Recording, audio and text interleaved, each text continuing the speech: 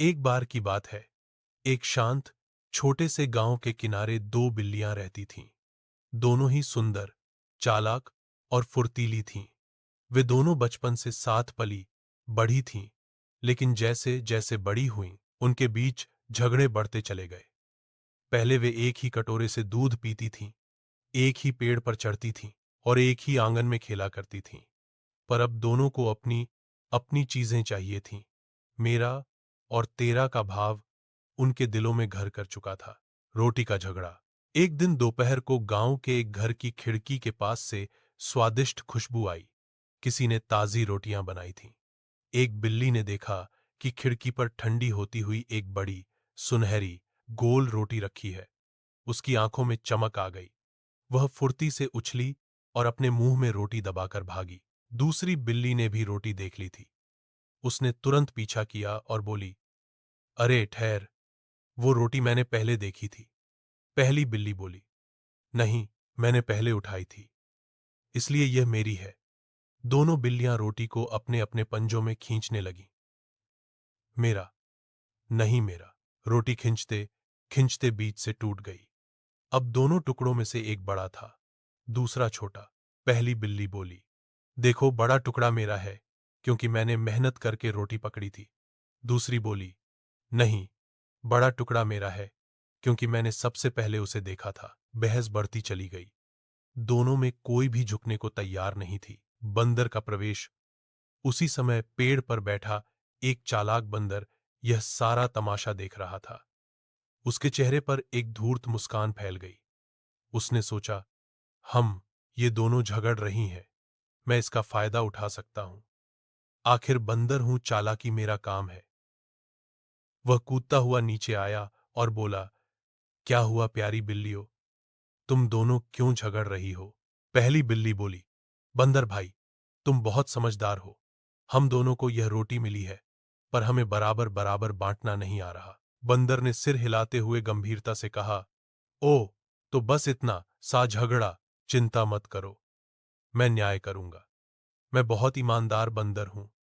मैं इस रोटी को बराबर बांट दूंगा, ताकि तुम दोनों खुश हो जाओ। बिल्लियां थोड़ी झिझकीं, पर उन्हें लगा कि शायद बंदर सच में मदद कर दे।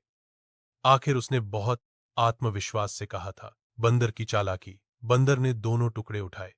उसने एक एक टुकड़े को हाथ में लेकर तौला और बोला, ओह, ये तो बराबर नहीं है, ये वाला टुकड़ा बड़ा है। न्याय करने के लिए मुझे थोड़ा सा बड़ा हिस्सा काटकर छोटा करना पड़ेगा। उसने अपने तेज दांतों से बड़े टुकड़े का एक छोटा हिस्सा खा लिया। फिर बोला, अब तो बराबर हो गए होंगे। ओह नहीं, अब ये वाला छोटा हो गया। अब उसने दूसरे टुकड़े में से थोड़ा सा खा लिया। फिर बोला, अब तो बराबर होंगे। ओह, अब ये बड़ा हो गया। इस तरह बंदर एक एक करके दोनों टुकड़ों से बारी बारी से खाते चला गया। हर बार वही बहाना, अब ये बड़ा है, अब वो छोटा है, मुझे बराबर करना है। बिल्लियां देखती रह गईं। उनके मुंह से कुछ बोलते नहीं बना। वे सोचती, अभी तो बराबर हो जाएगा, अभी थोड़ी देर और। पर धीरे धीरे रोटी के टुकड़े छोटे होते गए।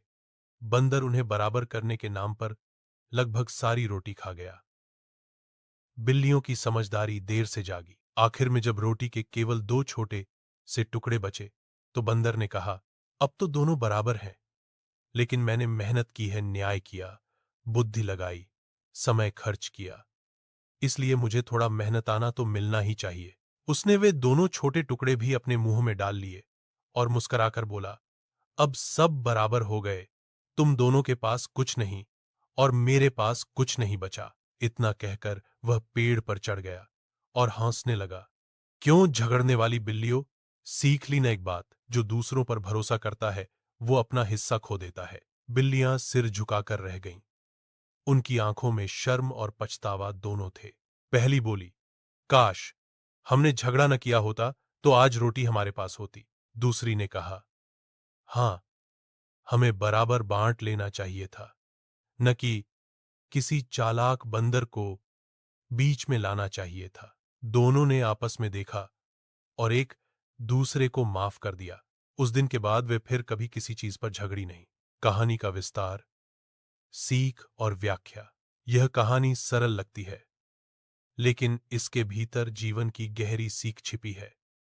चलो इसे थोड़ा विस्तार से समझते हैं। एक, लालच और झगड़े का परिणाम। दोनों बिल्लियां असल में रोटी बांट सकती थीं अगर उनमें आपसी विश्वास और समझदारी होती, लेकिन लालच ने उनके मन को अंधा बना दिया। लालच ऐसा रोग है जो सबसे प्यारे रिश्ते को भी तोड़ देता है। अगर कोई छोटा सा फायदा देखे और हम अपना विवेक खो दें, तो न केवल लाभ खोते हैं बल्कि नुकसान भी उठाते हैं। दो, चालाक लोगों से सावधान रहो बंदर। जैसे लोग हर समाज में होते हैं जो दूसरों के झगड़े का फायदा उठाते हैं। वे बाहर से न्यायप्रिय या सहायक बनकर आते हैं, लेकिन असल में उनका उद्देश्य खुद का फायदा उठाना होता है। ऐसे लोगों को पहचानना और उनसे दूर रहना जरूरी है। 3 एकता में शक्ति है। अगर दोनों बिल्लियां एकजुट रहतीं, तो बंदर कुछ नहीं कर पाता। एकता में हमेशा शक्ति होती है।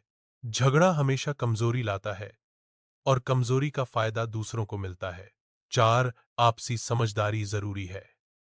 हर रिश्ते में, चाहे दोस्ती हो, परिवार हो या व्यापार, थोड़ा त्याग और समझदारी जरूरी होती है। अगर दोनों बिल्लियां थोड़ा झुक जाती, तो समस्या खुद ही सुलझ जाती। 5 सीख का सार। कहानी हमें सिखाती है कि झगड़े से नुकसान और समझदारी से समाधान मिलता है। जो अपना न्याय दूसरों के हाथों में देता है, वह अपने अधिकार खो देता है।